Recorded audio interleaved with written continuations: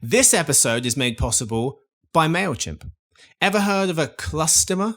It's the result of marketers grouping customers with different behaviors into one big mess. But with MailChimp, you can use real-time behavior data to personalize emails for every customer based on their browsing and buying behavior, turning your customers into customers.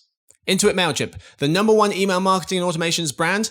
Visit MailChimp.com/personalize for more information. Based on competitor brands, publicly available data on worldwide numbers of customers in 2021, 2022, availability of features and functionality vary by plan, which are subject to change.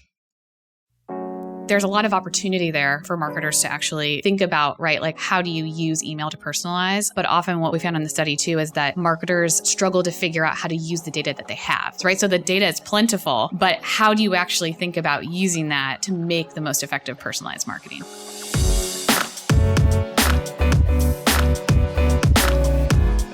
Hey gang, it's Tuesday, October 24th. Melinda, Jeremy, and listeners, welcome to the Behind the Numbers Daily and eMarketer podcast made possible by Intuit MailChimp. I'm Marcus.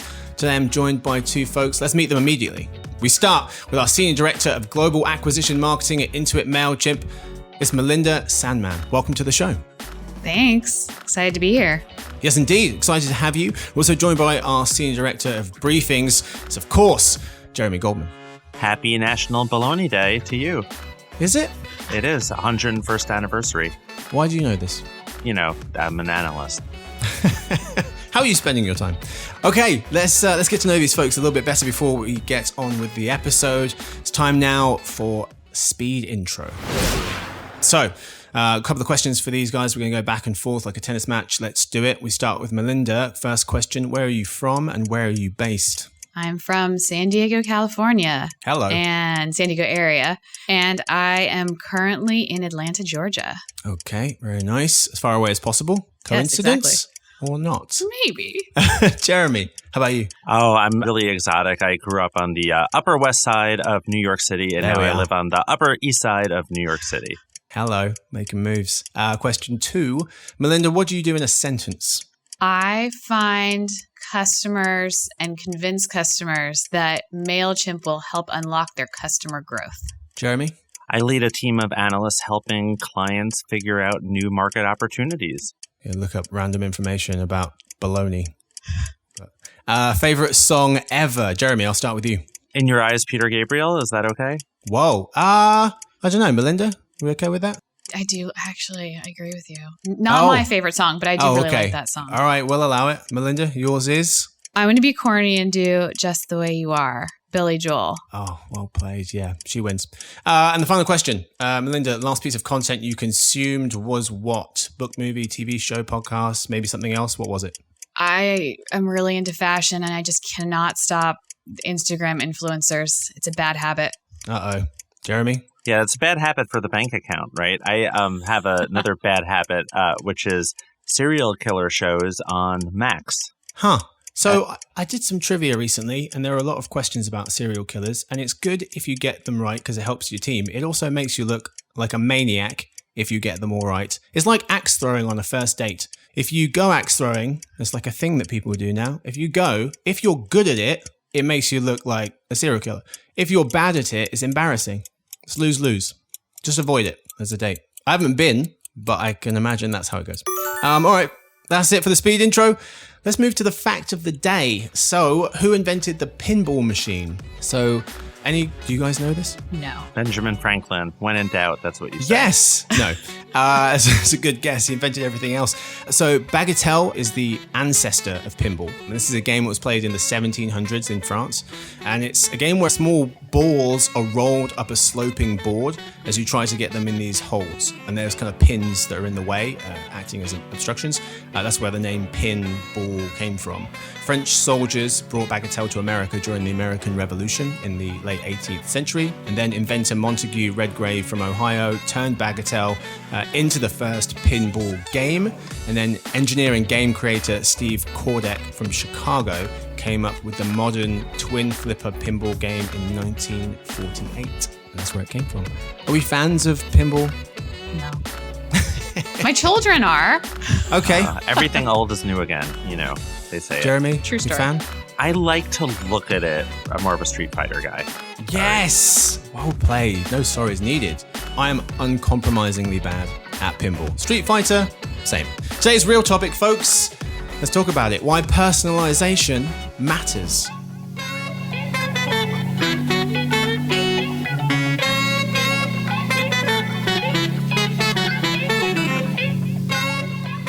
So in today's episode, first in the lead, we'll cover personalization. Then for another news, we'll discuss why an email exhibition at the museum, there are multiple, at a museum, at, you know the one. London Design Museum. That's the one, made headlines. And then what to make of X, formerly Twitter, experimenting with charging users to post content. But we start, of course, with the lead. We're talking about why personalization matters.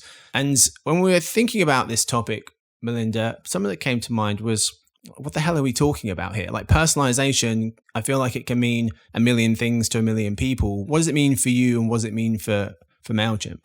Yeah. So as a marketer, what I really think of personalization when I work with my teams to lead them through is it's the heart of being customer obsessed, right? So you personalize because you're trying to speak to your customer and show them that you know how to solve their problem. So whatever it is you're selling will solve their problem. So it is figuring out what your customer problem is and showing them that. So it's funny. So at MailChimp, our customers are marketers. So we are literally, it's kind of meta. We are literally trying to solve marketers' problems, advanced marketers' problems, and we're trying to show them that personalization can help them do this for their customers at scale. So at MailChimp, as we think about personalization, it's really using segmentation, using automation to be able to sell to a lot of different customers. Our big campaign in market right now is called the Cluster campaign, right? So you have this like cluster of customers, and by using personalization, you actually get that customer to separate out into individual customers that you can talk to on a much more one-on-one basis, but still talk to them at scale and show them that you understand their problem and you can solve their problem with whatever you're selling. Mm-hmm. Jeremy, any thoughts on the definition of personalization? Yeah, I mean, it's definitely one of those things that I think people have gotten a lot more evolved on over the last few years and started to realize that it's one of those things that can just come to life, across your whole entire ecosystem, including email, because actually there was an Ascend2 study relatively recently that said that content personalization is the number one thing that email marketers are going to be leveraging AI for in the near term. And, you see more and more of an understanding that personalization just means hitting people with relevant content, relevant offers, relevancy, period. And that's why I actually, big fan of the Cluster campaign. It really makes a lot of sense when you see it. And when you kind of help marketers wrap their head around what it means to really, get personalization on behalf of your customers. So, Melinda, you and the folks at Intuit MailChimp recently published some research in October. It was a piece called This Holiday, It's Personal, and it was on personalization. And that research translated into some pretty impactful tips and tricks. We're going to talk through some of those now. The first one is just on email and just how it still is such a force in marketing, in society at large. And even though it's not new and shiny and has caused some other things, it's still as relevant / more relevant than a lot of things out there. Talk to us a bit about what you found with email still being way out in front. Yeah, absolutely. So our research that we did with Edelman Data and Intelligence, not surprising, as an email marketing platform, we really found that email continues to be that linchpin and that core marketing channel for marketers. And some of the stats that we found is actually 9 in 10 marketers say that email marketing is very or extremely important to their overall marketing strategy still. So what this research study actually looked at when we talked to both marketers and customers, right? So we get both of the perspectives of those who are talking to the customers and then what the customers are thinking of, right, as they're receiving this marketing. And so not only are marketers finding, over more than 90% email still really important, customers are still saying, 4 in 5 customers are still saying that they prefer email over other modes of communication, which was really fascinating. Yeah. Yeah, because prefer, I think, is a key word there, because a lot of people use, but to prefer something, I think, is really quite telling. And 90% of Americans use email. It's almost all Americans. 90% use email according to a Radicati group. Over 80% of it use it monthly, according to our forecasting team. And email usage is high across every age. Statista had some numbers. I think they're actually pointing to the Radicati numbers. Over 85% across every single age category. So it's not just older folks or younger folks. It's all folks. But to your point, people preferring it as a channel is, I think, quite key there. And then it being the most effective channels for personalization in the digital experience, marketers worldwide saying that. Number one, 65% of folks saying it's the most effective to use for personalization in the digital experience. That's up over last year. Websites were actually 52%, so quite far behind. That was down. Live chat was even further behind. Also Ascend 2, same source that Jeremy mentioned. Jeremy, I mean, what do you think of when, you look at the fact that email is still just head and shoulders above a lot of other channels in terms of trying to communicate with customers? I mean, I think it's one of these things where over time, you have a list of people who've opted in for communications. It kind of forces you in a weird way from a strategy standpoint to figure out who you are as a brand, what your value proposition is in order to build a relationship where people are going to give you information over time. And some of this is, explicit and some of it is implicit. But I think the ultimate idea of just, being able to control your destiny a little bit more forces brands to get serious about email because it remains this number one way of just, getting information, building an ongoing relationship. And email just seems like it's the thing that stands the test of time. Other things might come and go. Other things might be, sexier technologies to adopt, as part of your MarTech stack. But email is that old reliable thing that is the workhorse that is, kind of constantly in the background that keeps a lot of organizations going. Yeah, Jeremy, I feel like you kind of hit that on the head too. And why email, continues to be so important is it's that often that first connection point, right, that customers have. And because it is first party data, it actually kind of leads into some of the other insights that we found is when you were talking around, how customers can control somewhat, right, the information that they're giving. And so that you can control like how brands are talking to them and how they're thinking about personalizing. Same thing holds true on the marketer side. And some of the kind of interesting different tension points that we uncovered in this study is that customers are actually willing to share a fair amount of information. They're expecting transparency. They're expecting to be able to obviously consent in. And so it's great to know that customers want to give that data. There is a little bit of a discrepancy, though, in terms of like what customers are willing to share and then what marketers think customers are willing to share, which we found out there. So there's a lot of opportunity there for marketers to actually think about, right, like how do you use email to personalize? But often what we found in the study, too, is that marketers struggle to figure out how to use the data that they have, right? So the data is plentiful, but how do you actually think about using that to make the most effective personalized marketing? Mm-hmm. So customers willing to share more than you think. And there's some hopefulness and some kind of trust already built in, which I felt was quite surprising. Some research from Redpoint Global saying the number one reason Americans opted into sharing data with a brand wasn't because it required them to browse the site or, because they wanted a promotion or discount or anything. It was because they trusted that that data would be used to improve their customer experience. One of the stats you had in this report, 87% of customers more likely to click on an email or into an email if it's personalized to them. Jeremy, what's some of your thoughts around customers actually kind of quite willing to share more data than perhaps conventional wisdom would suggest? Yeah, I think it's one of these key things where there's been so much coverage of late in terms of privacy and how much consumers expect privacy. Sure, but I think that what they're really looking for is a pretty legitimate value exchange. If you're giving something up and you're going to get something that's relevant, if it's going to be used in some way, for good or to improve the relationship, most customers are okay with it. And we've seen upticks in recent years from various studies in terms of things like even like your stance on social issues. You're more likely to want to and be willing to share with a brand because you believe that they're going to be using it in some way, to personalize, to improve their products. And the key thing is there that trust that you're asking for something because you want to act on it, for good, for the betterment of the relationship, or are you just asking it to ask it? And that's where you start to see more of a drop off. Like, I don't know why I should trust you with this. Like, what are you doing with it? So there's a bit of a tension there. So Melinda, what to you are some examples of personalization done well? Yeah, some examples are, well, maybe personalization not done well is I think that Start there. People often think, this help me tell my story.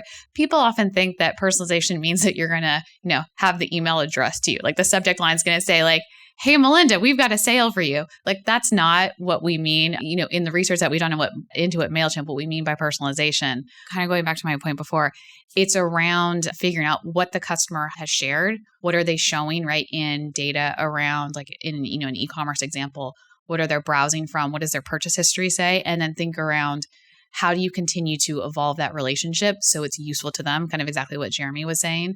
So I think, some of the examples I've done well is where, thinking around if I think about personal examples, like how I've already engaged with the brand and then it's continuing kind of that next step with the brand. So, some of the examples that we've shared in our report and we often, kind of talk to our customers about is that how do you think about solving their problem and how do you think about engaging like a segment of customers, like your best customers?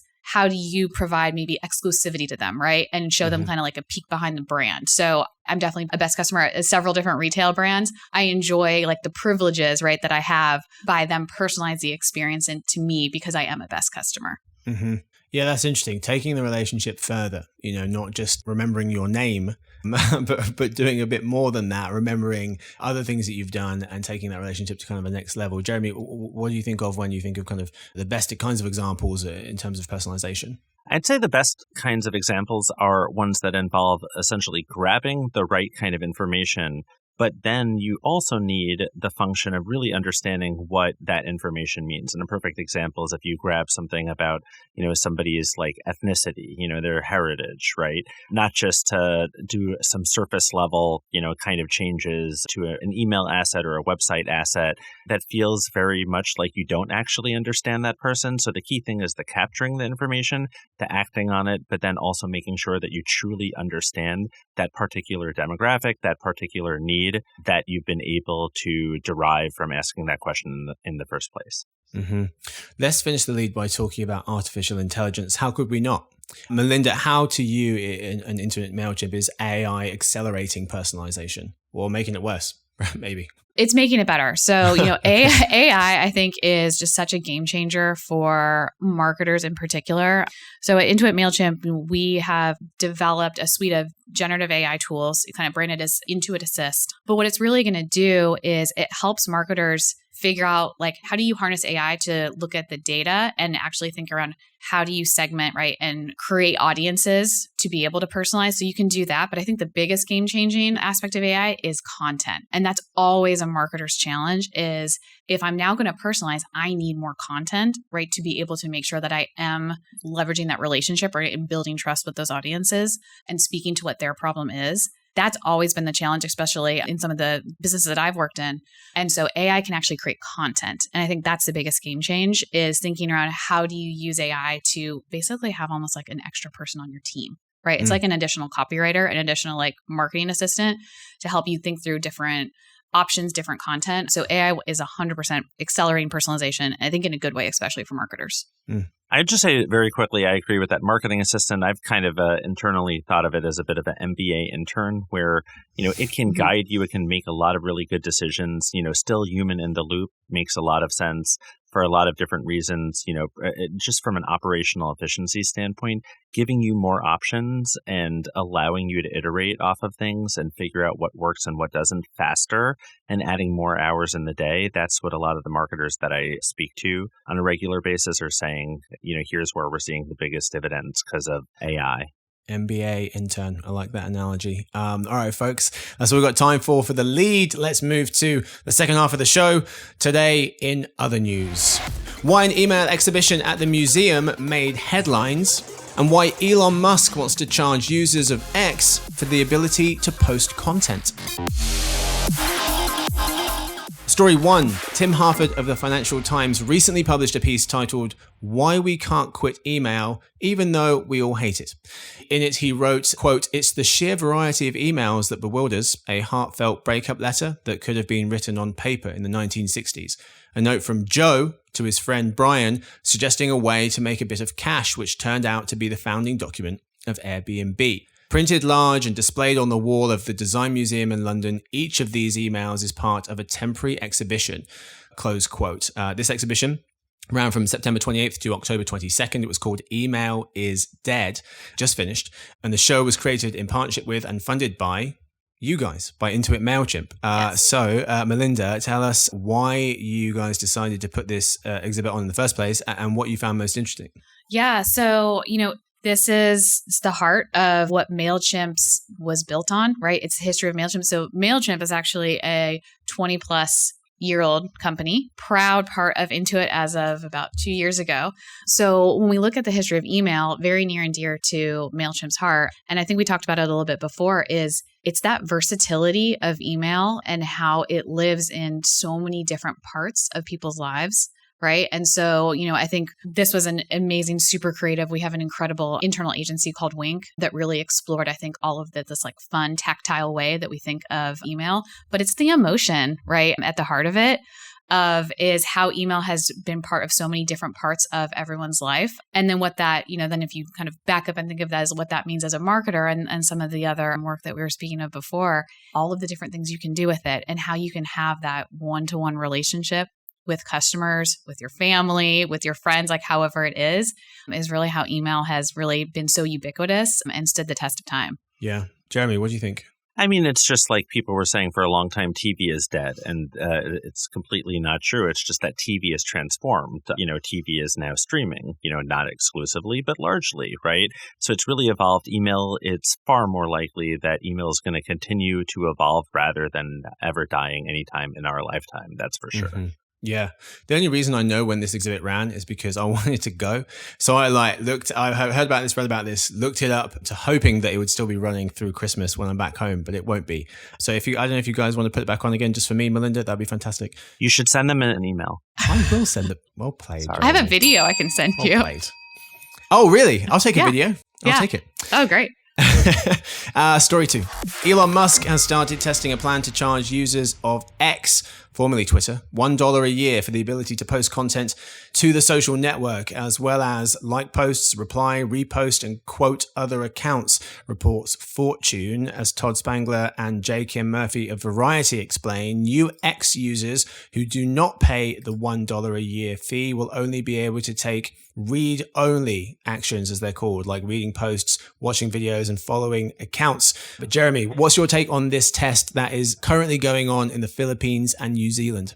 I mean, this is a really critical test because, frankly, how else is Elon Musk going to eat? But in all seriousness, I think it's one of those things where it is really important, obviously, if you're building a brand, to be aware of the fact that you're often building it in somebody else's walled garden and they've got the ability to change the rules, at any point. So if you're a brand who built a really strong following on Twitter back in the day, and now it's obviously X, there are things like this and some other things that we've covered that might make, give you pause, obviously, if you were to exclusively build, some of your relationships through these where there's essentially a gatekeeper, right?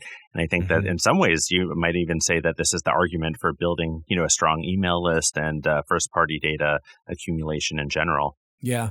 There's some Pew Research about Twitter usage, now X, saying that about 10% of users are responsible for 80% of the content. So if this was a money-making scheme, it's probably not going to go down too well because there are a lot of people who are just passive users. That 10% of people who post, I think they averaged 124 tweets per month versus the rest of the folks, the other 90% who are responsible for just 20% of the content. The other 90% of people tweeted twice a month. So there's probably a lot of people who this doesn't appeal to. They're happy to just read along. But Mr. Musk saying it's the only way to fight bots without blocking real users. This won't stop bots completely, but he says it will be 1,000 times harder to manipulate the platform. So that's why he's trying to do this, it seems. We'll see. That's all we've got time for this episode. Thank you so much to my guests. We thank first Melinda. Thanks for having me, Marcus. Of course. Thank you so much for being here. Thank you to Jeremy. Pleasure to be with you. Yes, sir. Pleasure was all ours. Thank you to Victoria, who edits the show, James, who copy edits it, and Stuart, who runs the team. And thanks to Jillian, who was also Intuit MailChimp, for helping us put this episode together. Good to see her again. We miss you. She used to work for us. And thanks to everyone for listening in to the Behind the Numbers Daily and eMarketer podcast made possible by Intuit MailChimp.